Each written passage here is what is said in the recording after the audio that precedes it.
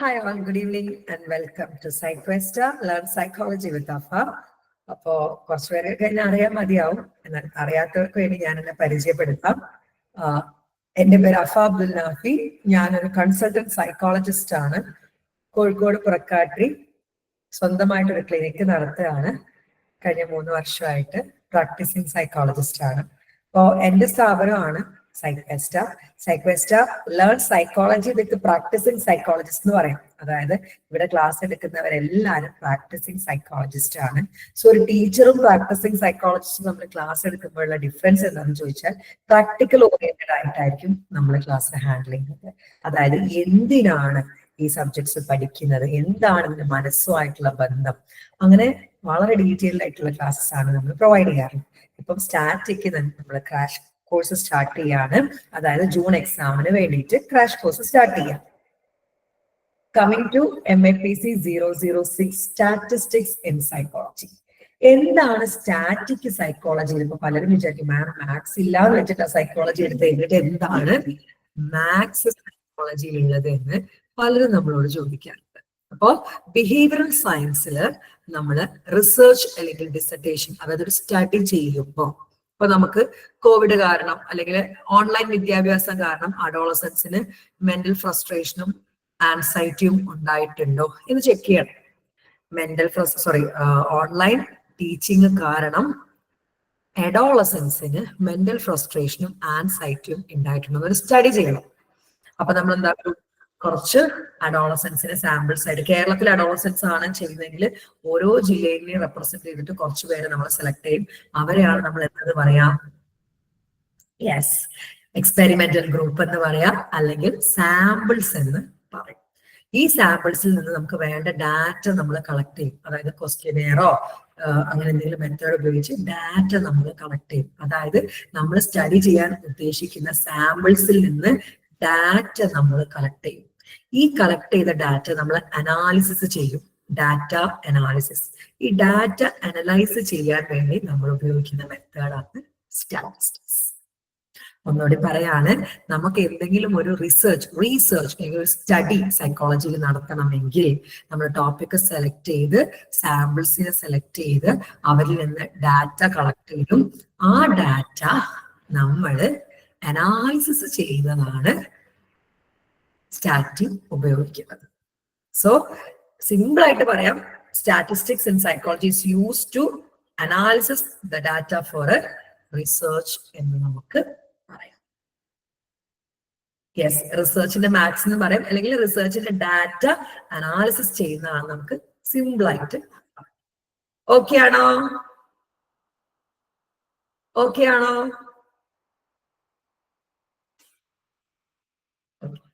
അപ്പോ നമ്മൾ ഇന്ന് മെയിൻ ആയിട്ട് നോക്കാൻ പോകുന്നത് ചാപ്റ്റേഴ്സിന്റെ ഒരു ഓവറോൾ അണ്ടർസ്റ്റാൻഡിങ്. ഏത് ചാപ്റ്റേഴ്സിലാണ് സമ്മ് വരുന്നത്? 50 മാർക്കിന്റെ എക്സാമില് ഓരോ ക്വസ്റ്റ്യനും നിങ്ങൾക്ക് 5 മാർക്കാണ്. 8 ക്വസ്റ്റ്യൻ ആണ് മൊത്തത്തിൽ ഉണ്ടാവുക. ഈ 8 എണ്ണത്തിൽ നിന്ന് 5 എണ്ണം നിങ്ങൾ അറ്റൻഡ് ചെയ്താൽ മതി. 5 എണ്ണത്തിന്റെ ബേസിസിലാണ് നിങ്ങൾക്ക് എന്ത് വരാം, മാർക്സ് വരാം.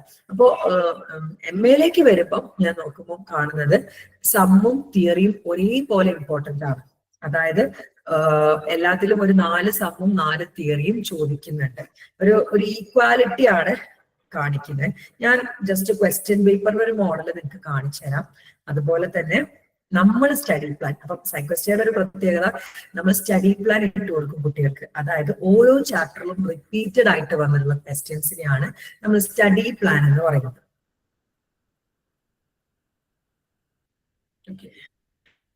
ഓപ്പൺ ചെയ്ത് തരാം കേട്ടോ.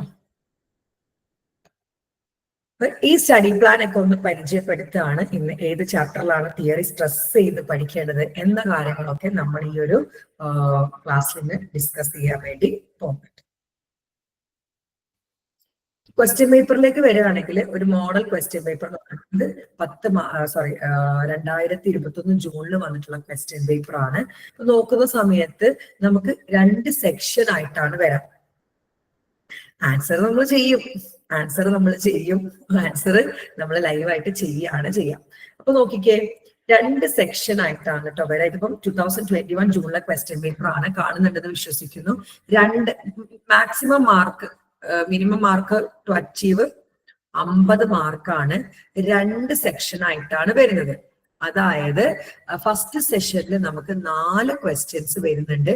അതിൽ ഏതെങ്കിലും 2 അറ്റൻഡ് ചെയ്താൽ മതി. 2 കൂടെ 20 മാർക്കാണ്. അതായത് 4 ക്വസ്റ്റ്യൻ ഉണ്ട്. 2 തിയറി ക്വസ്റ്റ്യനും വരുന്നുണ്ട്, 2 സമ്മും വരുന്നുണ്ട്. ഏതെങ്കിലും 2 ക്വസ്റ്റ്യൻ അറ്റൻഡ് ചെയ്താൽ മതി. നമുക്ക് എന്ത് കിട്ടും? 20 മാർക്ക് കിട്ടും. സെക്ഷൻ ബിയിലാണെങ്കിൽ എന്താണ്? Answer any 4 of the following in about 250 words. ഓരോന്നിനും 6 മാർക്കാണ് വരുന്നത്. അതായത് ഏതെങ്കിലും 4 എഴുതണം, 6 മാർക്ക് ഒരെണ്ണത്തിന് വെച്ച് കിട്ടും. അതും ഈ പറയുന്ന പോലെ തിയറിയും 2 സമ്മും 4 തിയറിയാണ് വരുന്നത്. ഇനി മൂന്നാമത്തത് 3 മാർക്കിനാണ്. അതായത് ഏതെങ്കിലും 2 എഴുതാം, ഒരെണ്ണത്തിന് 3 മാർക്ക്. അതായത് 10 മാർക്കിന്റെ 2 6 മാർക്കിന്റെ 4 3 മാർക്കിന്റെ 2 20 24 6 ഇൻ ടോട്ടൽ ഓഫ് 50. ഓക്കെ ആണോ?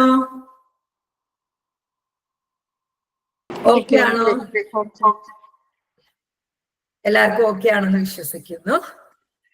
ഇനി നമ്മൾ സ്റ്റഡി പ്ലാനിലേക്ക് പോവാണ് കേട്ടോ. അതായത് ഓരോ ലെസനും ഇമ്പോർട്ടൻസ് എത്രത്തോളം ഉണ്ടെന്ന് മനസ്സിലാക്കാൻ വേണ്ടിയിട്ടാണ് നമ്മൾ ഈ സ്റ്റഡി പ്ലാൻ നിങ്ങൾക്ക് ഇന്ന് ഇൻട്രൊഡ്യൂസ് ചെയ്തു തരുന്നത്. അപ്പൊ ഫസ്റ്റ് ചാപ്റ്ററിൽ കംപ്ലീറ്റ്ലി തിയറി ക്വസ്റ്റ്യൻസ് ആണ് വരുന്നത്. ആൻഡ് ഞാൻ ഏത് ക്വസ്റ്റ്യൻ പേപ്പർ എടുത്താലും ഫസ്റ്റ് ചാപ്റ്ററിൽ ഒരു ക്വസ്റ്റ്യൻ കാണാറുണ്ട്. 6 മാർക്കിനോ അല്ലെങ്കിൽ 10 മാർക്കിനോ ഒക്കെ കാണാറുണ്ട്. ഫസ്റ്റ് ക്വസ്റ്റ്യൻ വന്നിട്ടുള്ളത് differentiate between parametric and non parametric 6 മാർക്കിനാണ്. പാരാമെട്രിക് ഒരു 3 മാർക്കിന് കണക്കാക്കി എഴുതണം, നോൺ പാരാമെട്രിക് ഒരു 6 മാർക്കിന് കണക്കാക്കി എഴുതണം. ഇനി എത്ര എഴുതണം എന്ന് ചോദിച്ചാൽ 10 മാർക്കിന് 5 to 6 സൈഡ് ആണ് എഴുതേണ്ടത്. 5 സൈഡ്സ് 4 എന്തായാലും വേണം കേട്ടോ. 1 2 3 4 സൈഡ്സ് എന്തായാലും വേണം. അത് 5 വരെ പോകാം. 6 മാക്സിമം ആണ് 10 മാർക്കിന്. 6 മാർക്കിനാണെങ്കിൽ നിങ്ങൾ അറ്റ്ലീസ്റ്റ് ഒരു 3 സൈഡ്സ് എഴുതണം. 3 സൈഡ്സ് എന്നൊക്കെ പറയുമ്പോൾ നിങ്ങൾ സൈഡ് ഹെഡിങ് ഒക്കെ ഇട്ട് നിങ്ങൾ എസ്സേ പോലെ എഴുതി വരുമ്പോൾ അത്രയും ഉണ്ടാവും. നമ്മൾ ആൻസർ ഷീറ്റ്സ് കാണിച്ചു തരാം. ആൻസർ എങ്ങനെയൊക്കെയാണെന്നുള്ളത് കാണിച്ച് തരാം. അപ്പോ 10 മാർക്കിനാണെങ്കിൽ ഒരു 5 side, 4 to 5 side. 3 മാർക്കിനാണെങ്കിൽ 6 മാർക്കിനാണെങ്കിൽ 2.5 to 3 side. 3 മാർക്കിനാണെങ്കിൽ 1.5 side maximum നമുക്ക് എഴുതി വെക്കാൻ വേണ്ടി പറ്റും. ഓക്കെ ആണോ? അപ്പൊ ഫസ്റ്റ് ക്വസ്റ്റ്യന് പാരാമെട്രിക്കും നോൺ പാരാമെട്രിക്കും തമ്മിലുള്ള ഡിഫറൻസ് 6 മാർക്കിന് ചോദിച്ചിട്ടുണ്ട്. എലിസിക്കേറ്റ് ഡെഫിനിഷൻ വേണം, അസംഷനും വേണം. ഡെഫിനിഷനും വേണം, അസംഷനും വേണം. നോൺ പാരാമെട്രിക്കിന്റെ പിന്നെ യൂസും വേണം. ഇനി explain non parametric statistics with focus on assumption, അഡ്വാൻറ്റേജസും ഡിസ്അഡ്വാൻറ്റേജസും. ഇനി ഒരു ക്വസ്റ്റ്യൻ വന്നിട്ടുള്ളത് നോൺ പാരാമെട്രിക്കിന്റെ അസംഷൻസ് വേണം, അഡ്വാൻറ്റേജസ് വേണം, ഡിസ്അഡ്വാൻറ്റേജസ് വേണം. ഇനി വീണ്ടും റിപ്പീറ്റഡ് ആയിട്ട് വന്നിട്ടുണ്ട് elucidate parametric and non parametric statistics, describe the assumptions of parametric. ഇവിടെ പാരാമെട്രിക്കും നോൺ പാരാമെട്രിക്കും എന്താന്ന് ചോദിച്ചിട്ടുണ്ട്. പാരാമെട്രിക്കിന്റെ മാത്രം അസംഷൻ ആണ് ചോദിച്ചത്. ക്വസ്റ്റ്യൻ നന്നായിട്ട് വായിക്കണം. ചോദിക്കുന്നത് മാത്രം എഴുതിയാൽ മതി, വെറുതെ വാരി വലിച്ച് എഴുതണ്ട. അപ്പൊ എന്താണ് ചോദിക്കുന്നത് സ്ട്രെസ് ചെയ്ത് എഴുതണം. ഇനി discuss the assumptions of parametric and non parametric statistics. ഇവിടെ നമ്മൾ എടുത്ത് നോക്കുമ്പോൾ റിപ്പീറ്റഡ് ആയിട്ട് വന്നിട്ടുള്ളത് പാരാമെട്രിക് നോൺ പാരാമെട്രിക് എന്താന്ന് ചോദിച്ചിട്ടുണ്ട്. അതുപോലെ അസംഷൻസ് വളരെ റിപ്പീറ്റഡ് ആയിട്ട് ചോദിച്ചിട്ടുണ്ട്. അഡ്വാൻറ്റേജസും ഡിസ്അഡ്വാൻറ്റേജസും ഒക്കെ ഒരു ക്വസ്റ്റ്യനിലേ വന്നിട്ടുള്ളൂ. പക്ഷെ അസംഷൻസ് മിക്ക ക്വസ്റ്റ്യൻ പേപ്പറിലും ചോദിച്ചിട്ടുണ്ട്. ഓക്കെ ആണോ? ഓക്കെ ആണോ? ഇനി രണ്ടാമത്തെ chapter descriptive and inferential statistics ആണ്. ഡിസ്ക്രിപ്റ്റീവ് ആൻഡ് ഇൻഫറൻഷ്യൽ സ്റ്റാറ്റിസ്റ്റിക്സ് ഈ ഫസ്റ്റ് ചാപ്റ്ററിന്റെ തിയററ്റിക്കൽ ആയിട്ടുള്ള പോർഷൻ നമ്മൾ വളരെ വിശദമായിട്ട് എടുത്തിട്ടുണ്ട് ഫ്രീ ക്ലാസ് ആയിട്ട് തന്നെ. അപ്പോൾ ഞാൻ അതിന്ന് പോസ്റ്റ് ചെയ്ത് തരും. നാളെ നമ്മൾ വരാൻ സാധ്യതയുള്ള ഒരു 3 സമ്മെങ്കിലും ഫ്രീ ക്ലാസ് ആയിട്ട് ഞാൻ പഠിപ്പിച്ചു തരാം. ബാക്കി നമ്മൾ റെഗുലർ ക്ലാസ് നമ്മുടെ സ്റ്റുഡൻസിന് പഠിപ്പിച്ചു കൊടുക്കുന്നത് 2 or 3 സമ്മ് ഞാൻ ഫ്രീ ക്ലാസ് ആയിട്ട് പഠിപ്പിച്ചു തരാം. ഇനി ഫുൾ ക്ലാസ്സിന് നിങ്ങൾക്ക് ജോയിൻ ചെയ്യണം. Full theory plus full sum join ചെയ്യണമെങ്കിൽ നിങ്ങൾക്ക് ജോയിൻ ചെയ്യാം. അപ്പൊ സെക്കൻഡ് ചാപ്റ്റർ എന്താണ്? descriptive and inferential statistics. Descriptive statistics description point, inferential statistics രണ്ടും ഉണ്ട്. അപ്പോൾ describe the 4 major statistical techniques for organizing data. Data, ഒരു ഡാറ്റ നമ്മൾ കളക്ട് ചെയ്യുന്ന ഒരു ഡാറ്റ ഓർഗനൈസ് ചെയ്യുന്ന 4 ടെക്നിക്സ് ചോദിച്ചിട്ടുണ്ട്. Describe the measures of central tendency and measures of dispersion രണ്ടും ചോദിച്ചിട്ടുണ്ട്. മെഷേഴ്സ് ഓഫ് സെൻട്രൽ ടെൻഡൻസിയും ചോദിച്ചിട്ടുണ്ട്, മെഷേഴ്സ് ഓഫ് ഡിസ്പേർഷൻ 6 മാർക്കിനാണ്. സെൻട്രൽ ടെൻഡൻസി 3-നും ഡിസ്പേർഷൻ 3-നാണ് എഴുതുന്നത്. ടൈപ്സ് ഓഫ് ഫ്രീക്വൻസി ഡിസ്ട്രിബ്യൂഷൻ 3 മാർക്കിന് ചോദിച്ചിട്ടുണ്ട്. Describe the measures of central tendency and measures of dispersion repeated question ആണ്. സെൻട്രൽ ടെൻഡൻസി ഡിസ്പേർഷനും കൂടി റിപ്പീറ്റഡ് ക്വസ്റ്റ്യൻ ആണ്. പോയിന്റ് ആൻഡ് ഇന്റർവൽ എസ്റ്റിമേഷൻ 3 മാർക്കിന് ചോദിച്ചിട്ടുണ്ട്. Explain organization of data repeated question ആണ്. Organization of data. ഇനി explain the measure of central tendency and measures of dispersion. അപ്പോൾ രണ്ടാമത്തെ ചാപ്റ്ററിൽ വരാൻ വളരെ സാധ്യതയുള്ള ഒരു ക്വസ്റ്റ്യൻ ആണ് സെൻട്രൽ ടെൻഡൻസിയും ഡിസ്പേർഷനും എന്താണ് എന്നത്. ഇനി ലെവൽ ഓഫ് സിഗ്നിഫിക്കൻസ് എന്താണെന്ന് ചോദിച്ചിട്ടുള്ളത് 3 മാർക്കിന് ചോദിച്ചിട്ടുള്ള ഒരു ക്വസ്റ്റ്യൻ ആണ് കേട്ടോ. ഇനി മൂന്നാമത്തെ ചാപ്റ്റർ ലീസ്റ്റ് പ്രിഫേർഡ് ചാപ്റ്റർ ആണ്. ഡിസിഷൻ ഇറർ മാത്രമാണ്. ടൈപ്പ് 1 ആൻഡ് ടൈപ്പ് 2 ഇറർ ആണ്, ഡിസിഷൻ ഇറർ മാത്രമാണ്. അപ്പൊ ആ ചാപ്റ്ററിൽ എന്താണ് ടൈപ്പ് 1 എറർ, എന്താണ് ടൈപ്പ് 2 എറർ എന്നൊക്കെ പഠിച്ചു വെക്കുക. ഡിസിഷൻ എറർ പോലെ അതായത് അവസാനം നോക്കിയാൽ മതി മൂന്നാമത്തെ ചാപ്റ്റർ, കാരണം ഒത്തിരി ക്വസ്റ്റ്യൻസ് ഇതുവരെ വന്നിട്ടില്ല. ഇനി 4ാമത്തെ ചാപ്റ്ററിലേക്ക് വരുമ്പോഴും വലിയ ക്വസ്റ്റ്യൻസ് ഒന്നും ഇല്ല. ഹൈപ്പോതെസിസ് ടെസ്റ്റിംഗ് എന്താണെന്ന് മാത്രമാണ് ചോദിച്ചിട്ടുള്ളത്. ഇതതിന്റെ ബാക്കിയുള്ള ക്വസ്റ്റ്യൻസ് ആണ്. ഈ ഒരു ക്വസ്റ്റ്യൻ മാത്രം മതി. ഹൈപ്പോതെസിസ് ടെസ്റ്റിംഗ് എന്താണെന്ന് മാത്രമാണ് അതൊറ്റ ക്വസ്റ്റ്യനെ ചോദിച്ചിട്ടുള്ളൂ. വാട്ട് ഇസ് ഹൈപ്പോതെസിസ് ടെസ്റ്റിംഗ്, അതെന്താണെന്ന് 6 മാർക്കിനും ചോദിച്ചിട്ടുണ്ട്, 3 മാർക്കിനും ചോദിച്ചിട്ടുണ്ട്. അപ്പൊ നിങ്ങൾ ഒരു 6 മാർക്കിന് കണക്കാക്കി ഹൈപ്പോതെസിസ് ടെസ്റ്റിംഗ് മാത്രം 4ാമത്തെ ചാപ്റ്ററിൽ പഠിച്ചു വെച്ചോളുണ്ട്. ഓക്കെ ആണോ?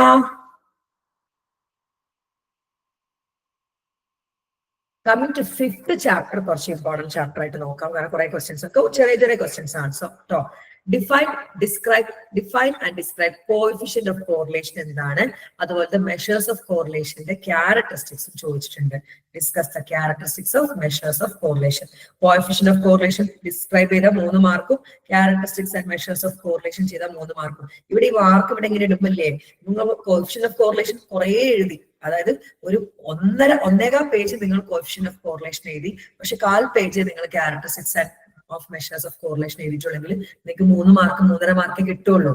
ഇപ്പോഴും മാർക്ക് ശ്രദ്ധിക്കണം. കോഎഫിഷ്യന്റ് ഓഫ് കോറിലേഷൻ ഇപ്പം 3/4 പേജ് എഴുതാം, 3/4 page characteristics and measures of correlation ആണ് എഴുതേണ്ടത്. ഇനി linear and non linear relationship എന്താണെന്നൊക്കെ കുഞ്ഞു ക്വസ്റ്റ്യൻസ് ആണ് കേട്ടോ. ഇനി explain the steps in calculation of Pearson's product moment correlation with the help of example. ഇതൊരു സമ്മ് പഠിച്ചു വെച്ചാൽ ആ സമ്മ് അതുപോലെ ചെയ്താണ്. പിയേഴ്സൺസ് പ്രൊഡക്റ്റ് മൊമെന്റ് കോറിലേഷന് എക്സാമ്പിൾ സഹിതം പറഞ്ഞിട്ടുണ്ട്. ഞാൻ എക്സാമ്പിൾ നിങ്ങളെ പഠിപ്പിക്കുന്നതാണ് കേട്ടോ.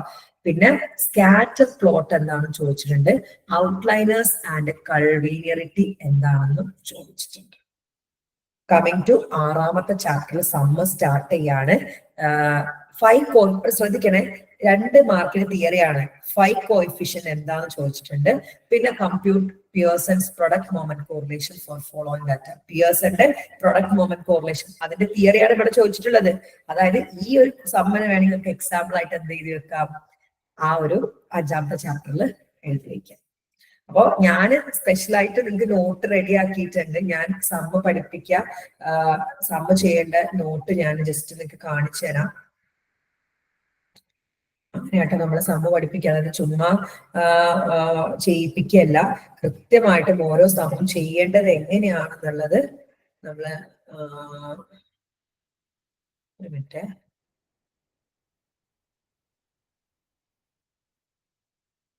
സെക്കൻഡ് ഇത് തന്നെയാണോ നോക്കട്ടെ.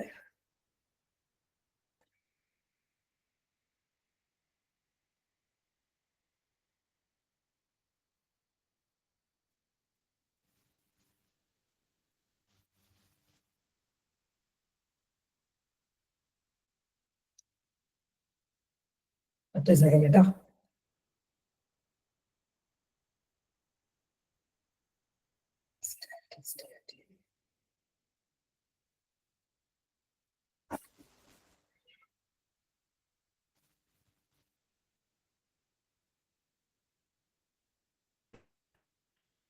കാണുന്നില്ലല്ലോ.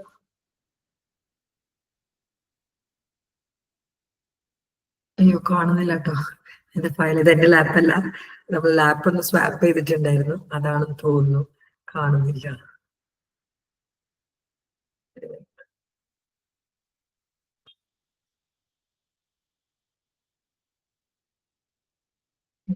സോറി. ഞാൻ ഡിഗ്രിക്കാരത് കാണിച്ചു തരാം തൽക്കാലം. എനിക്കിവിടെ നോക്കിയിട്ട് കാണുന്നില്ല. അപ്പൊ ഡിഗ്രിക്കാരത് ഞാനൊന്ന് ജസ്റ്റ് കാണിച്ചു തരാം, നമ്മൾ എങ്ങനെയാണ് സ്റ്റാറ്റ് പഠിപ്പിക്കുന്നത് എന്നുള്ളത് ഡിഗ്രിക്കാരത് കാണിച്ചു തരാം കേട്ടോ.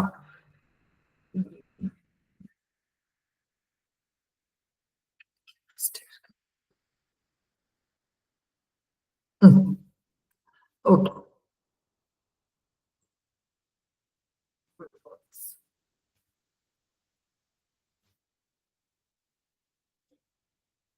ഓക്കെ, നമ്മുടെ മെഷേഴ്സ് ഓഫ് സെൻട്രൽ ടെൻഡൻസി ഞാൻ എവിടെയോ സേവ് ചെയ്ത് വെച്ചിട്ടുണ്ട്. ഈ ലാപ്പിൽ എനിക്ക് കണ്ടെത്താൻ പറ്റായിട്ടോ.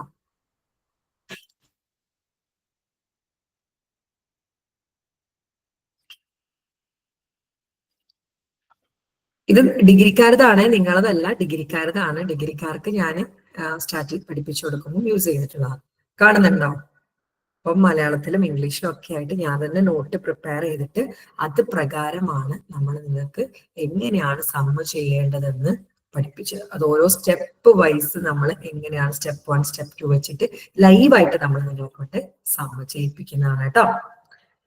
അപ്പൊ ഇവിടെ 10 മാർക്കിന് 8 മാർക്കിന് സമ്മ് ചെയ്യാനും 2 മാർക്കിന് 5 കോഎഫിഷ്യന്റ് ആണ് വന്നിട്ടുള്ളത്. കാൾ പിയേഴ്സിന്റെ സമ്മ് വന്നിട്ടുണ്ട്. അതുപോലെ തന്നെ രണ്ടാമത്തെ ക്വസ്റ്റ്യന് ബിസറൽ കോറിലേഷൻ എന്താണെന്ന് 2 മാർക്കിന് എഴുതാൻ 3 മാർക്കിന് എഴുതാനും വീണ്ടും പിയേഴ്സന്റെ പ്രൊഡക്റ്റ് മൊമെന്റ് കോറിലേഷൻ ചെയ്യാനും വന്നിട്ടുണ്ട്. മൂന്നാമത്തെ തിയറിയാണ് ബിസറൽ എന്താണെന്നും ടെട്രാക്ലോറിക് കോറിലേഷൻ എന്താണെന്നും. ബിസറൽ 3 മാർക്കിനും ടെട്ര 3 മാർക്കിനും. ബിസറൽ കോറിലേഷൻ ഒക്കെ എന്താണെന്ന് നിർബന്ധമായിട്ട് പഠിച്ചേക്കണം. പിന്നെ കെൻഡൽ സ്റ്റോ എങ്ങനെയാണ് കമ്പ്യൂട്ട് ചെയ്യുക എന്നുള്ളതാണ്. കെൻഡൽ സ്റ്റോ ഞാൻ വലിയ ഇമ്പോർട്ടൻസ് കൊടുക്കാറില്ല, കാരണം ഒറ്റവട്ടം മാത്രമേ കെൻഡൽ സ്റ്റോ വന്നിട്ടുള്ളൂ. പിന്നെ കാൾ പിയേഴ്സിനാണ് ഏറ്റവും കൂടുതൽ വരാറുള്ളത്. പിന്നെ സ്പിയർമാൻസ് റോ. സ്പിയർമാൻസ് ഈ ചാപ്റ്ററിൽ 2 സമ്മാണ്. ഒന്ന് പ്രൊഡക്റ്റ് മൊമെന്റ് കോറിലേഷനും സ്പിയർമാന്റെ റോയും. അവസാനമായിട്ട് നമുക്കൊന്ന് കെൻഡൽ സ്റ്റോ. ഓക്കെ, കെൻഡൽ സ്റ്റോ കുറച്ച് കൺഫ്യൂഷൻ ആണ്, എന്നാലും ലാസ്റ്റ് നമുക്ക് പഠിക്കാം. ടെട്രാക്ലോറിക് കോറിലേഷൻ വന്നിട്ടുണ്ട്. അപ്പം വീണ്ടും സ്പിയർമാൻസ് റോ റിപ്പീറ്റഡ് ആയിട്ട് വന്നിട്ടുണ്ട്. 3 വട്ടം സ്പിയർമാൻസ് റോയും 3 വട്ടം നമ്മുടെ കാൾ പിയേഴ്സൺസിന്റെ പ്രൊഡക്റ്റ് മൊമെന്റ് കോറിലേഷനും വന്നിട്ടുണ്ട്. അപ്പൊ ആ 2 ക്വസ്റ്റ്യൻ പഠിച്ചു വെച്ചോ. ഒന്നെങ്കിൽ 10 മാർക്ക് അല്ലെങ്കിൽ 6 മാർക്ക് നമുക്ക് സുഖമായിട്ട് എന്ത് ചെയ്യാം, സ്കോർ ചെയ്യാം. അപ്പൊ ഈ ഒരു ചാപ്റ്ററിൽ നമുക്ക് 2 സമ്മാണ് പഠിക്കാനുള്ളത്. ഏതൊക്കെയാണ്? നമ്മുടെ സ്പിയർമാന്റെ പ്രൊഡക്റ്റ് മൊമെന്റ് കോറിലേഷനും ഉണ്ട്, അതുപോലെ തന്നെ സ്പിയർമാന്റെ റോയും കമ്പ്യൂട്ട് ചെയ്യാനുണ്ട്. അത് കൂടാതെ നമുക്ക് വരുന്നത് ബിസറൽ കോറിലേഷൻ എന്താണ്, ടെട്രാകോറിക് കോറിലേഷൻ എന്താണ്, 5 കോഎഫിഷ്യന്റ് എന്തൊക്കെയാണെന്നുള്ള ക്വസ്റ്റ്യൻസ് തിയറിയിൽ റിപ്പീറ്റഡ് ആയിട്ട് വന്നിട്ടുണ്ട്. ഒത്തിരി വട്ടതാണ് പോയിന്റ് ബിസറൽ കോറിലേഷൻ, 5 കോഎഫിഷ്യന്റ്, ആ 3 അതായത് 5 കോഎഫിഷ്യന്റ്, പോയിന്റ് ബിസറൽ കോറിലേഷന്, അതുപോലെ ടെട്രാകോറിക് കോറിലേഷൻ. ഇതിൽ ഏതെങ്കിലും ഒരെണ്ണം എപ്പോഴും ചോദിച്ച് കണ്ടിട്ടുണ്ട്. ഓക്കെ ആണോ? അപ്പൊ ഒരു ഇമ്പോർട്ടന്റ് ചാപ്റ്റർ ആണ് 6th ചാപ്റ്റർ. ഒത്തിരി സമ്മും അതുപോലെ തിയറിയും വരുന്നുണ്ട്. ഇനി 7ാമത്തെ chapter partial and multiple correlation ആണ്. അതിൽ പാർഷ്യൽ കോറിലേഷൻ എന്താണെന്ന് ചോദിച്ചിട്ടുണ്ട്. പാർഷ്യൽ ആൻഡ് പാർട്ട് കോറിലേഷൻ എന്താണ് എന്ന് എക്സാമ്പിൾ സഹിതം എഴുതാൻ പറഞ്ഞിട്ടുണ്ട്. ലീനിയർ റിഗ്രഷൻ ചോദിച്ചിട്ടുണ്ട്. പാർട്ട് കോറിലേഷൻ മെയിൻ ആയിട്ട് പാർഷ്യൽ ആൻഡ് പാർട്ട് കോറിലേഷൻ ആണ്. അപ്പൊ അത് എന്താണെന്ന് റിപ്പീറ്റഡ് ആയിട്ട് വന്നിട്ടുണ്ട്. എക്സ്ട്രാ വന്നിട്ടുള്ളത് linear regression. Coming to 8th ചാപ്റ്റർ ബൈവേരിയേറ്റ് ആൻഡ് മൾട്ടിപ്പിൾ റിഗ്രഷൻ ആണ്. മൾട്ടിപ്പിൾ റിഗ്രഷൻ എന്താണെന്ന് 3 മാർക്കിന് ചോദിച്ചിട്ടുണ്ട്. അതുപോലെ തന്നെ റിഗ്രഷന്റെ ഈക്വേഷൻ എന്താണെന്ന് 3 മാർക്കിന് ചോദിച്ചിട്ടുണ്ട്. അതുപോലെ തന്നെ steps in computation of regression with help of suitable example. അതായത് റിഗ്രഷൻ എങ്ങനെ കമ്പ്യൂട്ട് ചെയ്യാന്ന് ഒരു എക്സാമ്പിൾ സഹിതം കാണിക്കാൻ വേണ്ടി പറഞ്ഞിട്ടുണ്ട്. 10 മാർക്കിന്. വലിയ ഇമ്പോർട്ടൻസ് കൊടുക്കേണ്ട ഒരു ചാപ്റ്റർ അല്ല കേട്ടോ, കാരണം 3 മാർക്കിന്റെ ക്വസ്റ്റ്യൻസ് ആണ് റിപ്പീറ്റഡ് ആയിട്ട് വന്നിട്ടുള്ളത്. പിന്നെ ആകെ ഒരൊറ്റ ക്വസ്റ്റ്യൻ 1 വട്ടം മാത്രമേ വന്നിട്ടുള്ളൂ. Coming to 9th chapter normal distribution ആണ്. Again one of the important theory chapter ആണ്. നോട്ട് ചെയ്ത് വെച്ചോളാം. 9ാമത്തെ തിയറി ചാപ്റ്റർ വളരെ ഇമ്പോർട്ടന്റ് ആണ്. നോക്കിക്കേ, discuss concept, property and characteristics of normal probability curve with the help of a suitable diagram വരച്ചിട്ട്. പറയാൻ വേണ്ടി പറഞ്ഞിട്ടുണ്ട്. അതുപോലെ discuss the application of normal distribution curve, describe divergence from normality with suitable diagram and discuss the factors causing divergence. കണ്ടോ, normal distribution curve എവിടെയൊക്കെ apply ചെയ്യാം, അവിടെ നോർമാലിറ്റിയിൽ നിന്ന് ഡൈവേർജ് ചെയ്ത് പോലെ എങ്ങനെയാണെന്ന് സ്യൂട്ടബിൾ ഡയഗ്രം വെച്ച് കാണിക്കാൻ, ആ ഡൈവേർജൻസിന്റെ കാരണം സഹിതം കാണിക്കാൻ പറഞ്ഞിട്ടുണ്ട്. അതുപോലെ describe the importance and application of normal ഡിസ്ട്രിബ്യൂഷന് കർട്ടസിസ് എന്താണെന്ന് ചോദിച്ചിട്ടുണ്ട്. നോർമൽ പ്രോബബിലിറ്റി കർവിന്റെ ക്യാരക്ടറിസ്റ്റിക്സ് ചോദിച്ചിട്ടുണ്ട്. ഇതാണ് നോർമൽ പ്രോബബിലിറ്റി കർവ്, എന്തൊക്കെയാണെന്ന് പറഞ്ഞു തരുന്നുണ്ട് കേട്ടോ. സ്ക്യൂനെസ് എന്താണെന്ന് ചോദിച്ചിട്ടുണ്ട്. നോർമൽ ഡിസ്ട്രിബ്യൂഷന് കോസ് ചെയ്യുന്ന ഡൈവേർജൻസ്. ഒരു നോർമൽ ഡിസ്ട്രിബ്യൂഷൻ സ്ക്യൂനെസോ കർട്ടസിസോ ആവാം. അതിനുള്ള നോർമൽ ഡിസ്ട്രിബ്യൂഷൻ ഡൈവേർജ് ചെയ്ത് പോകാനുള്ള കാരണം ഇതാണ് നോർമൽ ഡിസ്ട്രിബ്യൂഷൻ. ഇത് ചിലപ്പം സ്ക്യൂനെസ് ആവാം, ഇത് ചിലപ്പോൾ കർട്ടസിസ് ആവാം. ഇത് എന്തുകൊണ്ട് സംഭവിക്കുന്നു എന്നാണ് explain factors causing divergence in normal distribution കൊണ്ട് ഉദ്ദേശിക്കുന്നത്. പിന്നെ describe divergence in normality with the help of suitable diagram. അപ്പൊ കണ്ടോ, നോർമാലിറ്റി വിത്ത് സ്യൂട്ടബിൾ ഡയഗ്രം എന്താണ്, റിപ്പീറ്റഡ് ആയിട്ട് ഒത്തിരി വട്ടം വന്നിട്ടുണ്ട്. അതുപോലെ തന്നെ ഡൈവേർജൻസും വന്നിട്ടുണ്ട്. ഇനി നോക്കിക്കേ, explain the characteristics of normal probability curve. വീണ്ടും ചോദിച്ചിട്ടുണ്ട്. Explain the concept of normal curve with help of A diagram. Describe the characteristics of normal probability curve. അപ്പൊ നോർമൽ പ്രോബബിലിറ്റി കർവ് എന്താണ് with help of A diagram, അതിന്റെ characteristics, അത് diverge ചെയ്ത് പോകാനുള്ള കാര്യങ്ങൾ, ഇത്രയും കാര്യങ്ങൾ വളരെയധികം റിപ്പീറ്റഡ് ആയിട്ട് ചോദിച്ചിട്ടുണ്ട്. So we can say 9th chapter is one of the important chapter. Okay ആണോ? ഓക്കെ ആണോ?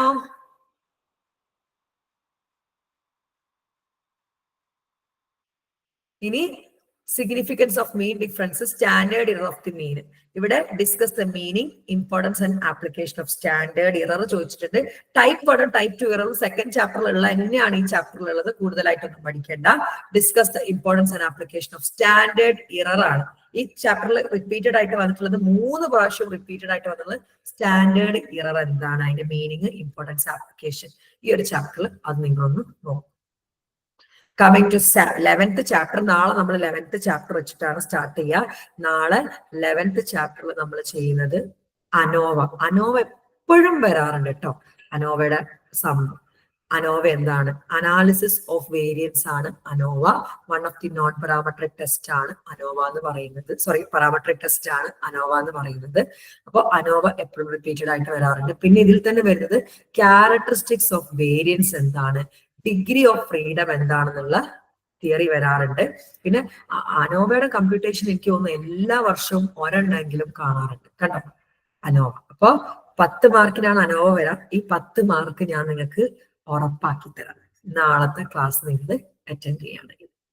ഇനി 2-way അനാലിസിസ് ഓഫ് അനോവ ഉണ്ട്. അതില് മെയിൻ ആയിട്ട് തിയറി ആയിട്ട് വരുന്നത് elucidate interaction effect, discuss the merit and demerit of 2-way ANOVA. ഇത് 1-way ANOVA ആണ്. 10th chapter 1-way ANOVA. 1-way ANOVA ആണ്. 2 അനോവ ഉണ്ട്. 2-way അനോവ ചെയ്യാനില്ല, ഫുള്ളും തിയറി ആണ്. ഇന്ററാക്ഷൻ എഫക്ട് എന്താന്ന് ചോദിച്ചിട്ടുണ്ട്.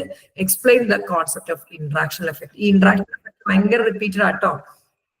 Discuss the merit and demerit of 2-way ANOVA ചോദിച്ചിട്ടുണ്ട്, തിയറിയാണ്.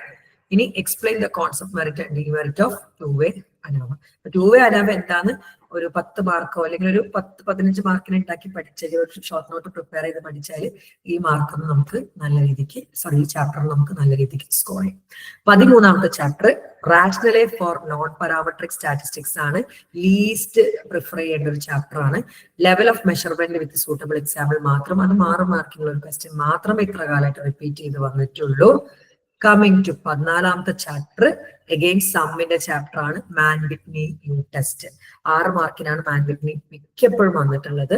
6 മാർക്കിന്റെ ക്വസ്റ്റ്യൻ ആയിട്ടാണ് സമ്മ ചെയ്യാനാണ്. പിന്നെ മാൻ വിറ്റ്നി യു ടെസ്റ്റ് എന്താണെന്ന് ചോദിക്കാറുണ്ട്. ഞാൻ എന്റെ കുട്ടികളോട് പറയാറുണ്ട്, നിങ്ങൾ PG ലെവലാണ്, അപ്പൊ മാൻ വിറ്റ്നി എന്നൊരു ക്വസ്റ്റ്യൻ വന്നാൽ മാൻ വിറ്റ്നി എന്താണെന്നൊരു ഇൻട്രൊഡക്ഷൻ എഴുതിയിട്ട് മാത്രം ഈ സമ്മ ചെയ്താൽ മതി എന്നുള്ളത് ഞാൻ പറയാറുണ്ട്. ഇപ്പൊ അനോവ ആണെങ്കിലും അനോവ എന്താണ് എന്ന് ഒരു 3-4 പോയിന്റ്സ് തിയറി ചെയ്തിട്ട് ആ സമ്മ ചെയ്യുകയാണെങ്കിൽ നോക്കുന്ന ടീച്ചേഴ്സ് ഭയങ്കര ഇംപ്രസ്ഡ് ആവുകയും നിങ്ങൾക്ക് ഫുൾ മാർക്ക് തരികയും ചെയ്യും. പിന്നെ അവസാനത്തെ ആൻസർ തെറ്റിപ്പോയി വെച്ച് നിങ്ങളുടെ മാർക്കൊന്നും കുറയില്ല.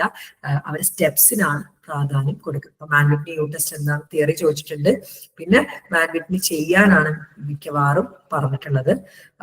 അതുപോലെ തന്നെ ഈ ചാപ്റ്ററിൽ Wilcox matched pair signed rank test എന്താണെന്ന് ചോദിച്ചിട്ടുണ്ട്. ബാക്കി ഫുള്ളും മാൻ വിറ്റ്നി കമ്പ്യൂട്ട് ചെയ്യാൻ മാത്രമാണ് വന്നിട്ടുള്ളത്. കമ്മിങ് ടു 15ാമത്തെ chapter Kruskal Wallis variance of അനോവയാണ്.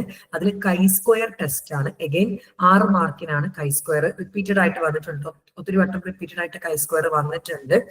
പിന്നെ ക്രുഷ്കൽ വാലി അനോവയുടെ എക്സാമ്പിൾ വന്നിട്ടുണ്ട്. ക്രുഷ്കൽ വാലി അനോവ എന്താണെന്നും ചെയ്യാനില്ല എന്താണെന്ന് ഒരുപാട് വട്ടം ചോദിച്ചിട്ടുണ്ട്. ഒരു എക്സാമ്പിളും ചോദിച്ചു. അപ്പൊ ഒരു ക്വസ്റ്റ്യൻ ആൻസർ പഠിച്ചു വെച്ചാൽ മതി, എക്സാമ്പിൾ ആയിട്ട് പഠിച്ചു വെച്ചാൽ. ഈ last chapter chi square and Kendall rank ആണ്. കൈ-സ്ക്വയർ നേരത്തെ കൈ-സ്ക്വയർ ആണ്, അതുപോലെ കെൻഡൽ സ്റ്റോ ഉണ്ട്. കെൻഡൽ സ്റ്റോ ഈ രണ്ടും കൈ-സ്ക്വയർ ആയിട്ട് ഏറ്റവും കൂടുതൽ വരാറുള്ളത്. കെൻഡൽ സ്റ്റോ ഐ തിങ്ക് ഒറ്റ വട്ടം മാത്രമേ വന്നിട്ടുള്ളൂ. കൈ-സ്ക്വയർ തന്നെയാണ് ഏറ്റവും കൂടുതൽ വരാറ്. ഇത്രയുമാണ് വരുന്നത്. ഇപ്പൊ സമ്മായിട്ട് നമുക്ക് പഠിക്കാനുള്ളത് പ്രൊഡക്ട്സ്, കാൾ പിയേഴ്സൺസിന്റെ പ്രൊഡക്ട്സ് മൊമെന്റ് കോറിലേഷൻ വരുന്നുണ്ട്, സ്പിയർമാന്റെ റോ വരുന്നുണ്ട്, അനോവ വൺ വേ അനോവ വരുന്നുണ്ട്, മാൻ വിറ്റ്നി യു ടെസ്റ്റ് വരുന്നുണ്ട്, കൈ-സ്ക്വയർ വരുന്നുണ്ട്, ഇമ്പോർട്ടന്റ് ആയിട്ട് കെൻഡൽ സ്റ്റോയും വരുന്നുണ്ട്. അതുപോലെ തന്നെ കെൻഡൽ സ്റ്റോ തന്നെ ഉള്ളൂ. കെൻഡൽ സ്റ്റോ ആണ് അല്ലാതെ ഒരു ക്വസ്റ്റ്യൻ ആയിട്ട് വരുന്നത്. ഇതിൽ തന്നെ അനോവയും മാൻ വിറ്റ്നിയും ഒട്ടുമിക്ക എല്ലാ ക്വസ്റ്റ്യൻ പേപ്പറിലും ഉണ്ട്. അനോവ 10 മാർക്കിനും മാൻ വിറ്റ്നി 8 മാർക്കിനും, കൈ-സ്ക്വയറും ഒട്ടുമിക്ക ക്വസ്റ്റ്യൻ പേപ്പറിലും ഉണ്ട്. സോ അത് 3 തന്നെ പഠിച്ചു വെച്ചാൽ നിങ്ങൾക്ക് എന്ത് ചെയ്യാൻ വേണ്ടി പറ്റും, നല്ലൊരു മാർക്കില് പാസ്സാവാൻ വേണ്ടി. സോ നാളെ നമ്മൾ ഫ്രീ ക്ലാസ് ആയിട്ട് അനോവ ആയിരിക്കും എടുക്കാൻ വേണ്ടി പോകുന്നത്. ഞാൻ പാരാമെട്രിക് ടെസ്റ്റും നോൺ പാരാമെട്രിക് ടെസ്റ്റും എന്താണെന്ന് വിശദമായിട്ട് ചെയ്തൊരു വീഡിയോ നിങ്ങൾക്ക് അയച്ചു തരാം. നമ്മുടെ റെഗുലർ സ്റ്റുഡൻസിന് നമ്മൾ ഈ പറഞ്ഞ റിപ്പീറ്റഡ് ആയിട്ടുള്ള വരുന്ന ക്വസ്റ്റ്യൻസ് ഒക്കെ ഒന്നുകൂടി ഡിസ്കസ് ചെയ്യും. അതാണ് നമ്മളെ എന്തെന്ന് പറയുന്നത് ക്രാഷ് കോഴ്സ് കൊണ്ട് ഉദ്ദേശിക്കുന്നത്. അതായത് ഈ റിപ്പീറ്റഡ് ആയിട്ട് വരുന്ന എല്ലാ ക്വസ്റ്റ്യൻ ആൻസറും നമ്മൾ എന്ത് ചെയ്യും, ക്രാഷ് ആയിട്ട് ഡിസ്കസ് ചെയ്യും. നാളെ നമ്മൾ എടുക്കാൻ വേണ്ടി പോകുന്ന അനോവ. ഓക്കെ, ഏകദേശം ഒരു ധാരണ കിട്ടും ഏതൊക്കെ ചാപ്റ്റർ സ്ട്രെസ് ചെയ്ത് പഠിക്കണം, ഏതൊക്കെ ചാപ്റ്ററിലാണ് ക്വസ്റ്റ്യൻസ് വരുന്നതൊക്കെ മനസ്സിലായി. ഓക്കെ ആണല്ലോ, എല്ലാരും ഒന്ന് പറഞ്ഞേ. ഓക്കെ. സോ നമ്മള് ഫ്രീ ക്ലാസ് ആയിട്ട് നിങ്ങൾക്ക് ഞാൻ വിചാരിക്കുന്നത് ഒന്ന് അനോവ പഠിപ്പിച്ചു തരാം, ഒന്ന് മിക്കവാറും മാൻ വിറ്റ്നി, കാരണം അതാണല്ലോ ഏറ്റവും റിപ്പീറ്റഡ് ആയിട്ട് വരുന്നത്. ഈ അനോവയും മാൻ വിറ്റ്നിയും നിങ്ങളുടെ ടെക്സ്റ്റിലുള്ള രീതിയിൽ സ്റ്റെപ്സ് വെച്ച് പഠിപ്പിച്ചു തരാം. സോ ഒരു 16 മാർക്കോളം നിങ്ങൾക്ക് ഷുവർ ആയിട്ട് പറയാം. പിന്നെ പാരാമെട്രിക് നോൺ പാരാമെട്രിക് എന്നത് വിശദമായിട്ട് പറയുന്ന വീഡിയോ ഉണ്ട്. ഞാൻ വിചാരിക്കുന്നത് ചിലപ്പോൾ ഞാനൊന്നും ഫ്രീ ക്ലാസ് ആയിട്ട് ഒന്നുകൂടി തരാം, കാരണം കുറച്ച് കാര്യങ്ങൾ നമ്മുടെ കുട്ടികൾക്ക് പറഞ്ഞു കൊടുക്കുമ്പോൾ നിങ്ങൾക്ക് തരാം. So if you want to join for the crash course, നമ്മൾ ഫുൾ ക്ലാസ്സസും പ്ലസ് ഈ റിപ്പീറ്റഡ് ക്വസ്റ്റ്യൻസ് വിത്ത് ആൻസേഴ്സ് നിങ്ങൾക്ക് പഠിപ്പിച്ചു തരാം. ഓക്കെ ആണല്ലോ, ഓക്കെ ആണോ? അപ്പോ നാളെ സമയം ഞാൻ രാവിലെ അറിയിക്കും. നിങ്ങൾ പെന്നും പേപ്പറും സ്കെയിലും പെൻസിലും ഒക്കെ ആയിട്ട് ഇരിക്കണം. നമ്മൾ ലൈവായിട്ട് ഡിസ്കസ് ചെയ്തുകൊണ്ടായിരിക്കും നമ്മൾ എന്ത് ചെയ്യാ, സമ്മ ചെയ്യാം. ഞാൻ നിങ്ങളെ കൂടെ തന്നെ ചെയ്യും, ഡിസ്കസ് ചെയ്ത് നമുക്ക് സമ്മ. ഓക്കെ ആണല്ലോ? അപ്പോ ഇന്ന് ഇത്രയും മതി. The class was productive and informative. അടുത്തൊരു സെഷനുമായിട്ട് നമ്മൾ നാളെ കാണും. നാളെ തൊട്ട് നമ്മൾ സമ്മ ചെയ്യാൻ തുടങ്ങും. നിങ്ങൾക്ക് ഫുൾ ക്ലാസ് അവൈലബിൾ ആണ്. സോ ആർക്കെങ്കിലും ക്രാഷ് കോഴ്സിന് ജോയിൻ ചെയ്യണമെന്നുണ്ടെങ്കിൽ 1000 rupees ആണ് നമുക്ക് ഫീ വരുന്നത്. അതിലൊരു പ്രത്യേകതയുണ്ട്, നിങ്ങൾ ഈ ജൂണിൽ എഴുതിയിട്ട് പാസ് ആയിട്ടില്ല, അല്ലെങ്കിൽ ജൂണിൽ എഴുതാൻ പറ്റിയിട്ടില്ല, നിങ്ങൾക്ക് ഡിസംബർ വരെ എക്സ്റ്റെൻഡ് ചെയ്ത് ക്ലാസ്സസ് കിട്ടുന്നതാണ്. ഓക്കെ, എല്ലാ വിഷയങ്ങൾക്കും ക്രാഷ് കോഴ്സ് ഉണ്ട് കേട്ടോ. ഞാൻ സ്റ്റാർട്ട് ചെയ്തത്. എല്ലാ വിഷയങ്ങളുടെയും ഫ്രീ ക്ലാസ്സും ക്രാഷ് കോഴ്സും ഒക്കെ വരുന്നുണ്ട്. അപ്പൊ നാളെ കാണുന്നവരെ ബൈ ബൈ.